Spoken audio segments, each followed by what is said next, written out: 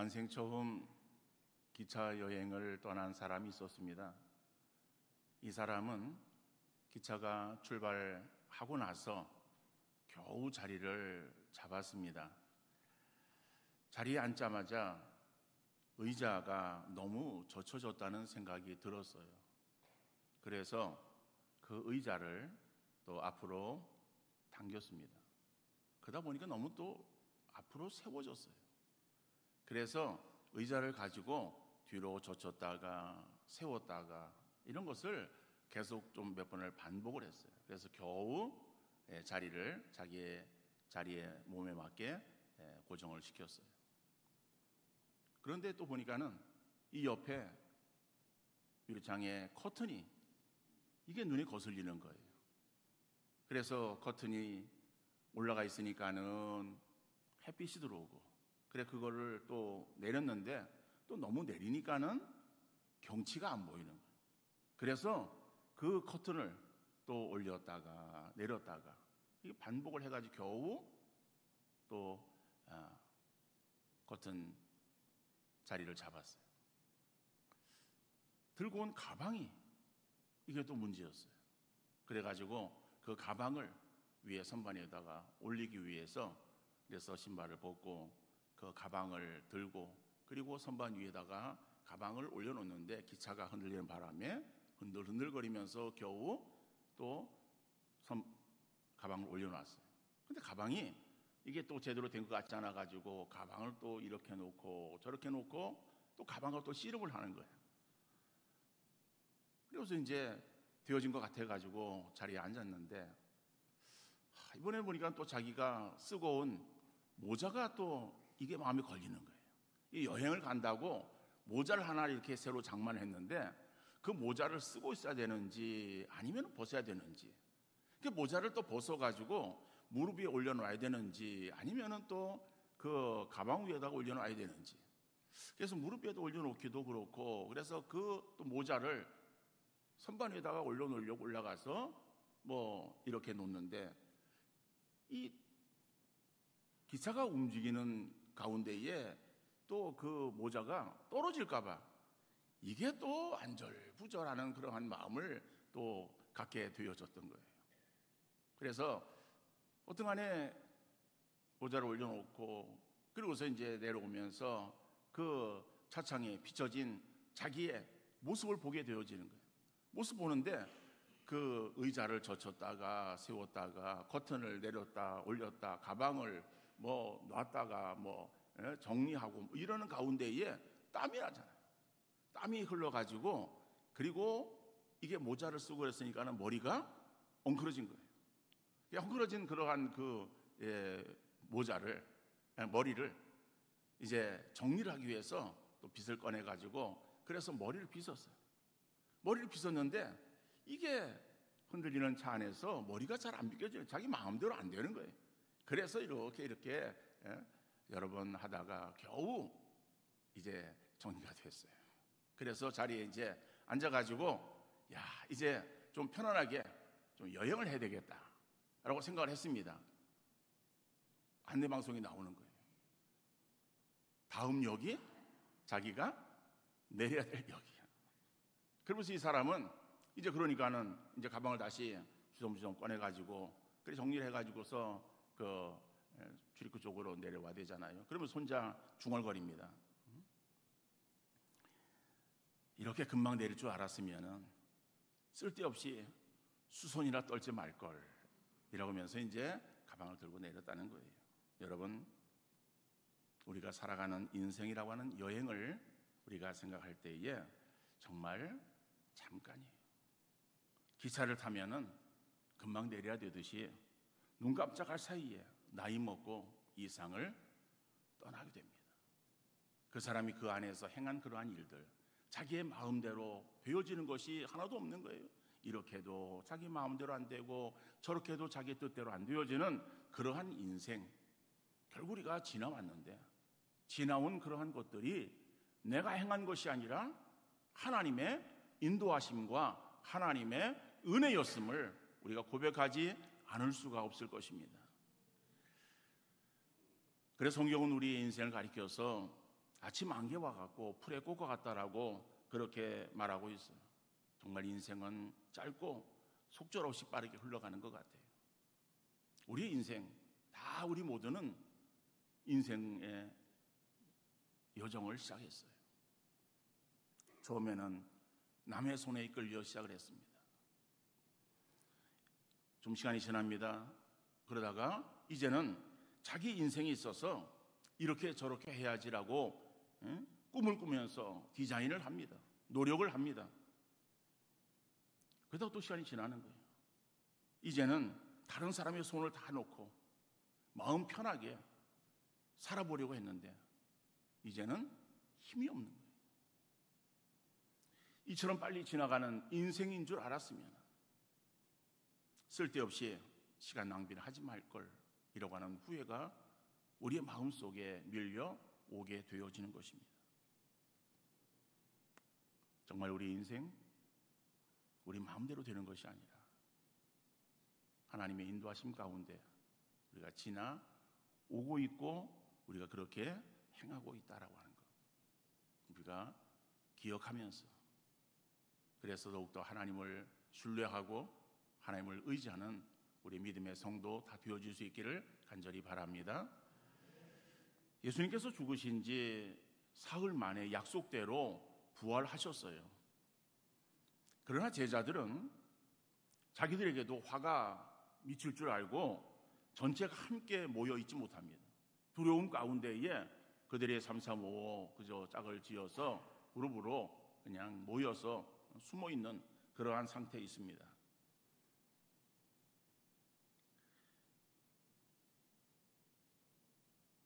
오늘 본문에 보면은 무리가 한 무리가 모여 있는데 그 가운데에 성급한 베드로가 나는 고기 잡으러 가겠다라고 먼저 그 자리를 뛰쳐나갑니다. 그러자 다른 사람들도 함께 다 동행했어요. 그 무리들 가운데에 결국 예수님께서 찾아오시는 거예요. 그리고 만나주시고 은혜를 베풀어 주십니다. 오늘 이 사건 속에서 주님의 은혜를 다시 한번 깨닫는 귀한 시간이 되어질 수 있기를 간절히 바랍니다. 첫 번째로 보면은 실패를 통해서 하나님의 은혜를 깨닫게 되어진다라고 하는 거예요. 그러니까 하나님의 은혜는 우리가 언제 깨달을 수 있고 하나님의 은혜가 우리가 언제 임하는 것을 우리가 인지할 수 있는가라고 하면은 우리가 실패했을 때는 우리 인생의 억장이 무너지는 것 같고 모든 것들이 이제는 다 끝난 것처럼 여겨지는 그러한 상황입니다.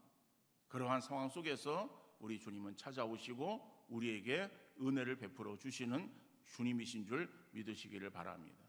오늘 본문 3절 말씀 보니까는 시몬 베드로가 나는 물고기 잡으러 가노라 하니 그들이 우리도 함께 가겠다 하고 나가서 배에 올랐으나 그날 밤에 아무것도 잡지 못하였더니라고 말씀하고 있어요. 오늘 이 본문의 말씀을 우리가 좀 더 간략하게 생각해 보면은 죽은 지 사흘 만에 예수님께서 부활하셨습니다. 그리고 사람들에게 나타나시는 거예요. 첫 번째 나타나신 것은 여자들에게 나타나셨고 그리고 이어서 12 제자들에게도 나타나셨어요. 자, 제자들은 두려워서 몸을 사리며 모여 있습니다. 방에. 그때에 예수님께서 찾아오시는 거예요. 찾아오시는데 그 방에 호련히 들어오세요. 다시 말하면은 그냥 문을 열고 들어오시는 것이 아니라 그냥 그 자리에 임하시는 거예요. 그러면서 너희에게 평안이 있느냐, 평안하냐라고 인사하시는 거예요. 인사를 하시고 대화하세요. 그리고 나서는 또 호련히 사라지시는 거예요. 부활하신 예수님과 제자들이 지금 대면하고 있지만은 그러나 제자들에게 있어서는 자기들 옆에서 함께 식사하시며 잠을 주무시지 않고 호련히 나타나셨다가 사라지시는 예수님이 그 전에 자기들이 모시고 있었던 바로 그 예수님이신가라고 하는 의문을 갖게 되어질 수밖에 없었을 것입니다. 정말 그분이 우리의 주님이신가, 예수님이신가 더 의문이 증폭되었을 것입니다. 그러니까는 부활하신 예수님이 자기들에게 나타나 보이셔도 이 제자들의 마음 가운데에는 예수님이 자기들과 함께 계신다라고 하는 그 확신을 가지지 못하는 가운데 있어요. 그러니까 불확실한 가운데 처하게 되어진 거예요. 그러다 보니까는 오늘 이 본문에 보면은 7명의 제자들이 모여 있습니다. 모여 있는 그러한 그 제자들이 서로 어떠한 얘기를 했는지는 모르겠죠. 그러나 모여서 이야기를 하다가 결국 그 자기들의 모여서 이야기하는 그러한 그 이야기의 내용 가운데에 만족함을 얻지 못했을 거예요. 예수님에 대한 부활에 대한 어떤 확신도 가지지 못한 채 두려움 가운데에 염려스러운 마음으로 대화를 하다가 성미가 급한 베드로, 나는 물고기 잡으러 가겠다라고 자리를 뛰쳐나갑니다. 뛰쳐나가자 거기 모여있던 6명의 그러한 제자들도 함께 자리를 뜨는 거예요. 그리고 그 밤에 자기들이 전에 하던 그러한 직업을 따라서 고기를 잡습니다. 디베리아 호수, 갈릴리 호수를 말하는 거예요. 그 갈릴리 호수에서 밤새도록 그물을 내려 고기를 잡습니다. 그런데 밤새도록 고기를 잡았지만 한 마리도 잡지를 못했어요. 잡지를 못하고 이제 육지에 나와 있는 그들에게 예수님께 찾아오십니다. 그리고 그들과 식사하시고 그러면서 말씀하시기를 오른편에 가서 그물을 내라고 말씀하세요. 예수님 말씀대로 했더니 그물이 찢어질 정도로 많은 물고기가 잡히게 되었어요.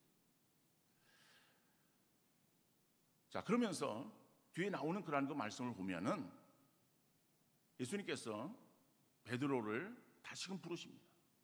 그러면서 내가 나를 사랑하느냐라고 물으시고 그리고 그에게 사명을 주시는 거예요.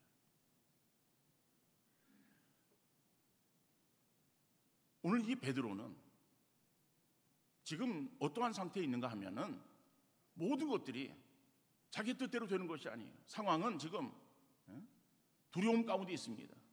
예수님이 십자가에서 돌아가시고 그러니까는 유대인들과 그러한 그 어떠한 종교 지도자들 이 아주 기가 살아서 그래서 로마 군인들과 대동해서 이제 더 믿는 사람들에게 어려움을 주는 그러한 가운데에 제자들은 두려움 가운데 지금 피해 몸을 사리고 있는 거예요. 그러니까 자기를 드러내지 못하고 숨어 있는 가운데 있는 거예요. 그리고 그 밤에는 고기를 잡았지만 밤새도록 고기를 잡은 그러한 그 수고가 헛수고가 될 수밖에 없었다라고. 실패 위에 실패를 거듭하고 있는 그러한 그 베드로. 그 베드로에게 주님이 찾아오셔서 그래서 그에게 은혜를 베풀어 주시는 거예요. 다시 말하면 그에게 사명을 부여하십니다. 베드로가 주님의 부르심 받았을 때도 역시 마찬가지예요. 누가복음 5장에 보면은 예수님께서 베드로를 제자로 부르실 때에 상황을 기록하고 있습니다. 그 밤도 그때도 밤에 밤새도록 베드로가 고기를 잡아요. 고기를 잡았지만은 그러나 한 마리도 잡지 못했습니다. 새벽이 되어서 배를 육지에 대고 그물을 정리하고 있는 가운데에 예수님이 배를 조금 띄기를 청하시고 그 배에서 말씀 가르치시고 그리고 베드로에게 깊은 데로 가서 그물을 내리라고 말씀하십니다. 베드로의 생각에 자기가 그 갈릴리 호수에서 그래서 지금까지 고기를 잡아왔던 그러한 그 고기 잡는 데 있어서는 전문가적인 식견을 가지고 있는 베드로였지만은 예수님께서 하시는 그러한 그 말씀이 자기 어떠한 이치에 납득하지 않았지만은 그래도 예수님 말씀에 순종해서 깊은 데로 가서 그물을 내렸어요. 그랬더니 그물이 찢어질 정도로 많은 고기를 잡았습니다. 그때의 베드로가 예수님이 어떠한 분이신지를 깨닫게 되어지는 거예요. 그러면서 그 예수님 앞에 무릎을 꿇습니다. 주여, 나를 떠나소서. 나는 죄인이로소이다라고 고백합니다. 자기를 낮추고 정말 자기의 힘으로는 아무것도 할 수 없다라고 생각할 수밖에 없었던 그러한 그 실패의 상황 속에서 주님이 찾아오신 그러한 주님께서 베드로에게 있어서 너 이제부터 사람을 낚는 어부가 되라고 베드로를 부르시는 주님을 우리가 보게 되어집니다. 사람이 잘 나갈 때는 자고하여 자만감에 빠지게 되는 거예요. 그런 사람은 하나님께서 결코 원하지 않습니다. 사람이 실패하고 넘어져서 낙심하고 절망 속에 탄식하며 무엇인가를 잡으려고 손을 펼치는 마음으로 하나님을 의지할 때 하나님의 사랑이 임하는 줄 믿으시기를 바랍니다. 사람이 잘 나갈 때는 하나님이 눈에 보이지 않잖아요. 그럴 때는 하나님을 찾기보다는 세상의 방법을 동원하려고 그러고 자기의 능력을 바라보려고 그러는 거예요. 그러나 하나님은 기다리시는 거예요. 결국 자기를 의지하며 세상의 방법이 결국 아무것도 아니다라고 하는 것을 깨닫고 하나님을 붙들 때 하나님의 역사는 시작되어지는 것입니다. 여러분, 우리가 잘 알고 있는 구약의 야곱이라고 하는 사람을 생각해 보면은 야곱은 정말 꽤 많은 사람이었어요. 그 꽤 많은 사람이었기 때문에 자기보다 한 수 위인 그 외삼촌 라반의 집에서 자기의 재산을 또 챙겨가지고 거기에 나오는 것을 우리가 보게 되어집니다. 20년 동안 거기에서 어떻든 간에 라반의 그런 그 외삼촌 속임수가 있었지만은 그러나 거기에서 이제 자기의 아내들을 얻고 그리고 자식들을 낳고 그리고 또 6년 일한 그 대가의 풍성함을 가지고 이제는 집으로 돌아오는 거예요. 근데 돌아오는데 야곱에게 있어서는 정말 큰 난관을 만나게 되어집니다. 그 난관이 무엇인가 하면은 야곱이 아버지 집에서 외삼촌 집으로 야반 도주했어요. 야반 도주한 것이 바로 형의 칼날을 피해서 야반 도주한 것 아니겠습니까? 그러니까 형을 피해서 와서 20년이 지났어요. 다시 이제 집으로 돌아가려고 할 때에 에서가 기다린다고 하는 그런 소식을 듣게 되어집니다. 그 소식은 이 야곱에게 있어서는 정말 감당할 수 없는 그러한 어려움이었을 거예요. 그 어려움 가운데에 야곱은 어떻게 합니까? 머리를 쓰는 거예요. 소위 뇌물 공세를 하는 거예요. 자기에게 있는 재산 그거를 세 대로 나누어요. 세 부분으로, 큰 파트로. 그래서 한 대를 먼저 보내고 그 다음에 또 한 대를 보내고 그 다음 한 대를 보내고 그 다음에 자기의 가족들, 아내들과 그 다음에 자녀들 그리고 뭐 이러한 사람들, 이런 사람들을 또 그 다음에 또 보내는 거예요. 그래서 처음에 있는 그러한 그 선물 꾸러미가 에서에게 도달되었을 때에 이것은 야곱이, 당신 동생 야곱이 당신에게 드리는 선물입니다 라고 이제 선물 공세를 하고, 그런 사람이 그 선물을 받으면 마음이 좀 풀어지겠잖아요. 그런데 이러한 선물이 또 뒤에도 있습니다 라고 얘기를 하는 거예요. 그러면 이제 또 좀 이따 오면 또 한 무대에 큰 선물이 또 찾아오는 거예요. 그러고 나서 그 다음에 또 선물을 받고 또 뒤에도 또 있다.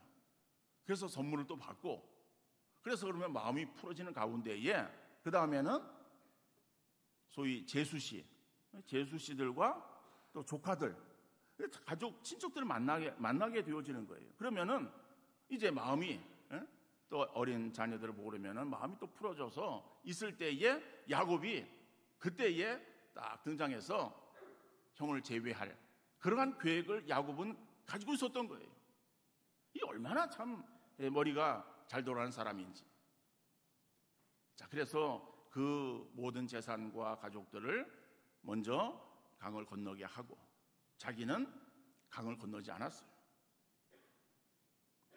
강을 건너기 전에 그 나루터에서 그 밤에 두려운 마음을 가지고 불안 속에 그 마음을 지내는 거예요. 자기가 아무리 계획을 잘 세워도 그 계획에 성공하리라고 하는 그런 보장이 없는 거예요. 마음의 평안이 없는 거예요. 그러다 보니까는 그 밤에 어떻게 합니까? 기도하는 거예요. 성경은 어떻게 말하고 있습니까? 어떤 사람이 야곱에게 왔고 그 야곱과 밤새 씨름했다라고 말하고 있어요. 씨름을 해서 그래서 결국 날이 새려 할 때도 야곱이 놓지 않는 거예요.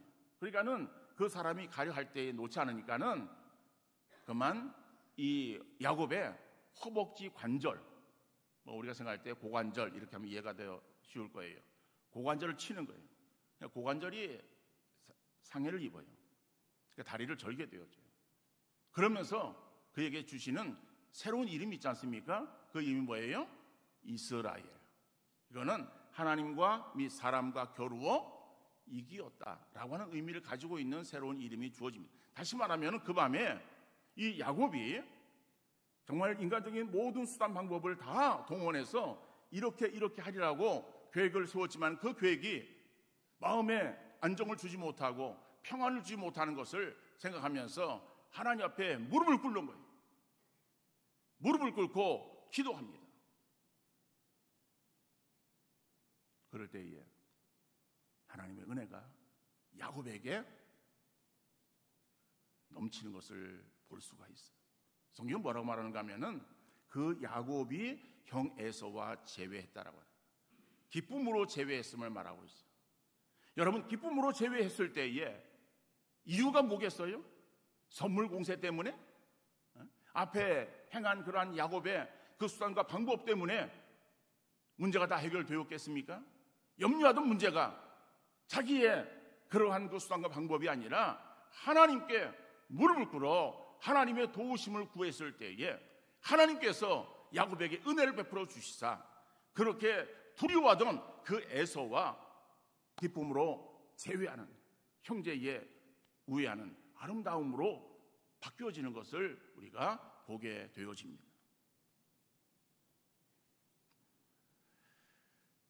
우리 앞에 어떤 문제가 놓여 있고 잘 나가던 길에서 막혀 막막할 때 낙심하며 원망 불평할 것이 아니라 하나님께서 우리에게 은혜를 베푸시려고 기다리시는 때인 것을 깨닫는 여러분들 되어질 수 있기를 간절히 바랍니다.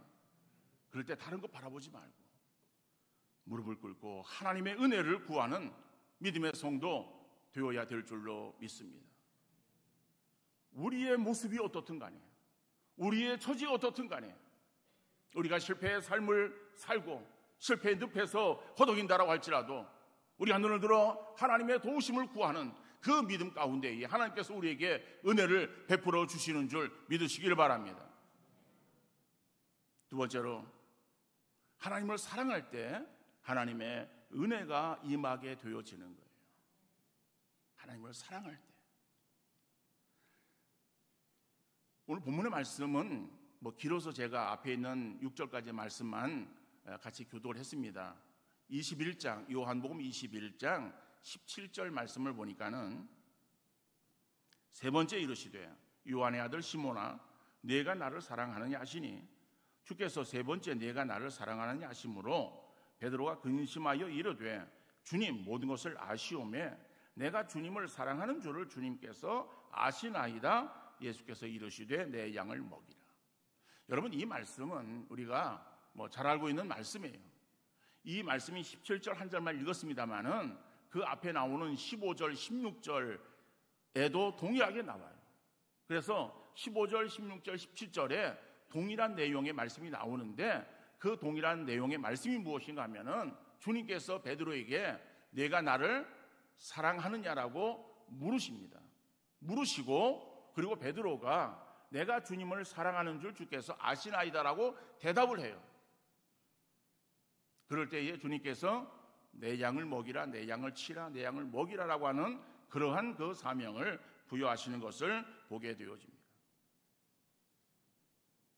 예수님께서 베드로에게 사명을 주시며 그를 사용하기 위해서 점검하는 것이 있습니다. 그것은 베드로가 어떤 능력을 가지고 있는가, 베드로가 얼마나 많은 것을 소유하고 있는가, 얼마나 잘났는가를 물으시는 그러한 주님이 아니십니다. 네가 나를 사랑하느냐 라고 하는 것을 물으시고 계십니다.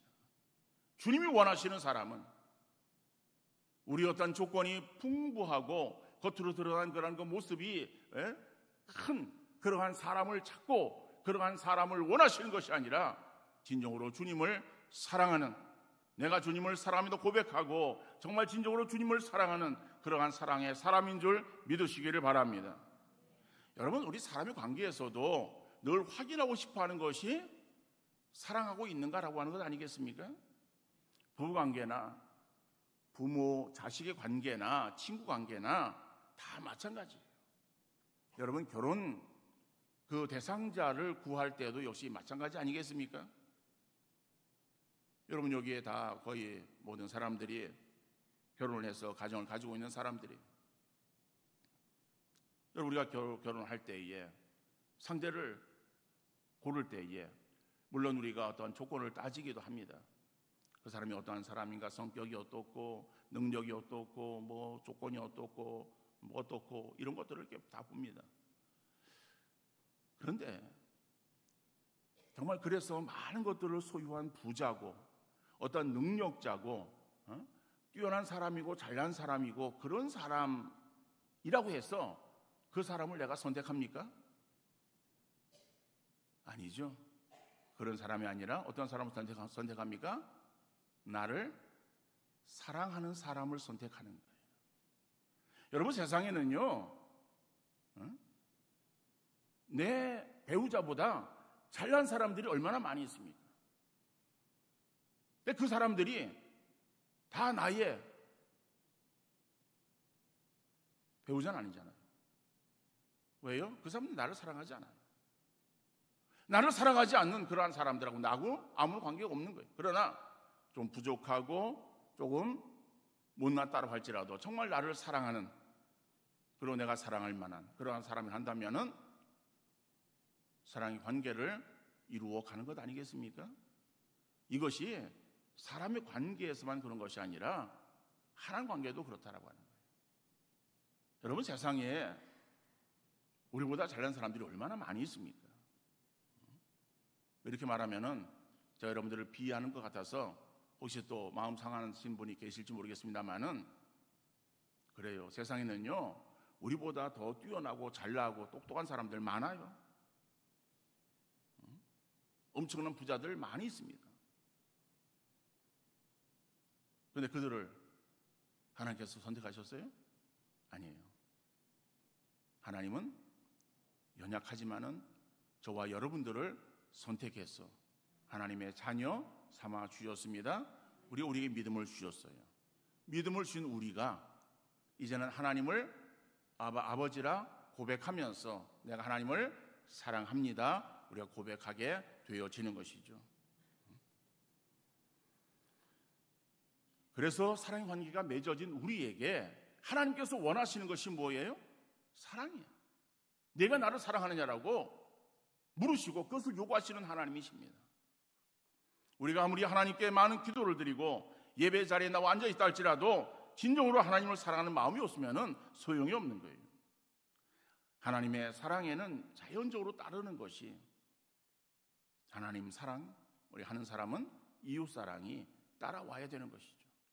그래서 여러분, 성경에서 말하고 있는 사랑이라고 하는 것은요, 한편의 사랑을 말하는 것이 아닙니다. 하나님 사랑과 이웃 사랑, 그러니까 하나님 사랑과 이웃 사랑은 동전의 양면과도 같습니다. 마치 손바닥과 손등과도 같다라고 말할 수 있어요. 여러분, 우리가 손이라고 말할 때에 그 손을 손바닥만 가지고 손이라고 말할 수 있겠습니까? 손바닥과 손등을 가리켜서 손이라고 하듯이 사랑이라고 하면은 하나님 사랑과 이웃 사랑을 가리켜서 사랑이라고 말하는 거예요. 그러니까 세상의 사랑과 성경에서 말하고 있는 사랑은 달라요. 우리가 하나님을 진정으로 사랑한다라고 하면은 이웃을 사랑하는 그러한 우리들의 모습들이 되어야 하겠죠. 그러니까는 우리의 지인들, 우리의 성도들, 우리의 가족들, 우리의 관계되어진 모든 그런 사람들, 우리가 사랑해야 될 대상이다라고 하는 것 여러분들 잊지 마시고 우리가 사랑을 실천하는 우리 귀한 성도의 삶이 되어질 수 있기를 간절히 바랍니다. 그런데 여러분, 사람들이 하는 말들 가운데에서 자주 봐야 정이 든다라고 하는 말을 합니다. 자주 보고 자꾸 생각해야 사랑이 생기고 사랑이 유지되는 거예요. 눈에서 멀어지면 자연스럽게 마음에서도 멀어지는 거예요. 마찬가지로 신앙생활에 있어서도 하나님을 자주 뵙고 자꾸 생각해야 하나님에 대한 사랑이 풍성해지는 것입니다. 하나님과 멀리하고 하나님을 잘 찾지 못하면 자연스럽게 마음에서 멀어지고 하나님에 대한 옛사랑이 되어버리고 마는 거예요. 그래서 사랑은 그저 마음속에서나 하는 짝사랑이나 아련한 옛사랑은 진정한 사랑이라고 말할 수 없는 거예요. 자주 만나고 교제할 때 우리의 사랑이 더욱더 돈독해지는 거예요. 그러므로 하나님을 찾는 일에 더 열심하는 우리 모두가 되어질 수 있기를 간절히 바랍니다. 잠언 8장 17절 보니까는 나를 사랑하는 자들이 나의 사랑을 입으며 나를 간절히 찾는 자가 나를 만날 것이니라 라고 말씀하고 있어요.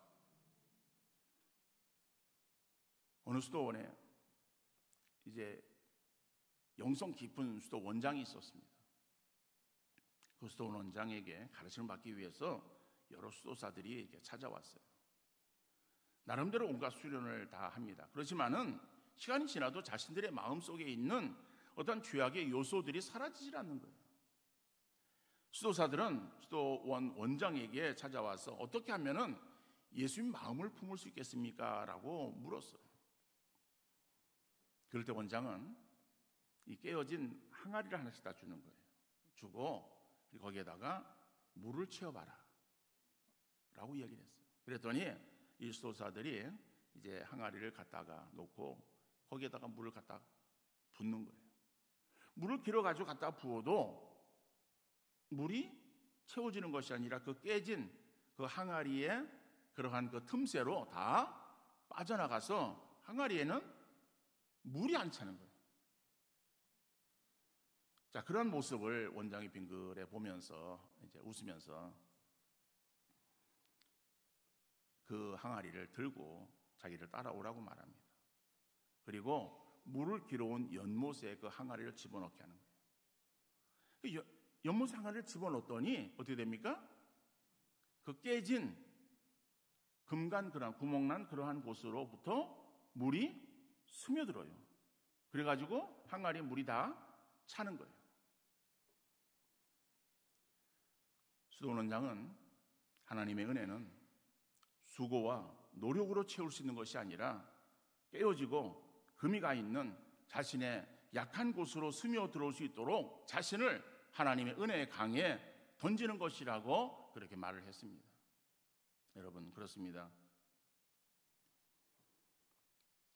우리가 우리의 어떤 뜻대로 무엇을 하려고 할 때에 우리는 아무것도 할 수 없는 그러한 막막함에 우리가 처할 때가 많이 있고 연약함 가운데 들어갈 때가 많이 있습니다. 그러나 우리 자신을 하나님께 맡기면 하나님께서 우리에게 은혜를 베풀어 주시사 우리의 삶 속에 인도하시는 하나님의 인도하심과 보호하심 가운데에 우리가 승리의 삶을 살게 되어질 줄 믿습니다. 고린도전서 15장 10절에 보면은 그러나 내가 나 된 것은 하나님의 은혜로 된 것이니 내게 주신 그의 은혜가 헛되지 아니하여 내가 모든 사도보다 더 많이 수고하였으나 내가 한 것이 아니요 오직 나와 함께 하신 하나님의 은혜로라. 여러분, 바울이 어떠한 사람입니까? 위대한 사람이잖아요. 예수님의 제자 가운데에 정말 뛰어난 사람, 신약 성경의 절반 정도를 기록을 한 사람이에요. 신학의 어떠한 그 체계를 세운 사람이에요. 전도에 있어서의 열정을 가지고 자기의 생명을 내어놓고 교회를 개척한 사람이에요. 한두 교회가 아니에요. 이러한 많은 일들을 행한 그 바울에게 있어서 고백되어지는 그러한 그 고백이 이 모든 것을 행했지만은 이것이 내가 행한 것이 아니라 하나님의 은혜라고 하는 고백을 바울이 했듯이 여러분, 우리가 지나온 우리의 삶을 돌이켜볼 때에 우리의 뜻대로 우리의 마음대로 우리의 생각대로 되어진 것이 뭐가 있습니까? 하나도 없어요. 내가 행한 것이 아니라 하나님의 은혜였음을 우리가 고백하지 않을 수 없을 것입니다. 그 하나님의 은혜는 내가 자고하여 내가 교만에 빠졌을 때에 그 하나님의 은혜를 우리가 체험하는 것 아니에요. 우리에게 하나님의 은혜가 늘 충만하게 임하고 있지만 그 하나님의 은혜를 우리가 받아 누리는 사람은 정말 내가 아무것도 아니다라고 자기 자신을 내려놓을 때에, 그리고 주님을 바라볼 때에 우리는 더욱더 하나님의 크신 은혜를 체험하고 감사하는 삶을 살게 되어질 줄 믿습니다. 하나님을 사랑하는 그러한 그 사랑하는 마음 가운데에 우리는 더욱더 큰 하나님의 사랑을 우리가 느끼게 되어지고, 하나님이 나와 함께 하시는 그러한 하나님의 은혜가 우리 가운데에 풍성하게 임하는 것을 체험하게 되어질 줄 믿습니다. 오늘 베드로의 실패의 삶을 통해서, 그리고 주님이 베드로에게 있어서 네가 나를 사랑하느냐 요구하시는 그 요구를 통해서 다시 우리의 심령들을 돌아보시고 하나님의 풍성한 은혜 가운데에 승리의 삶을 살아가시는 귀한 성도 다 되어질 수 있기를 주님 이름으로 축원합니다. 걸어가시고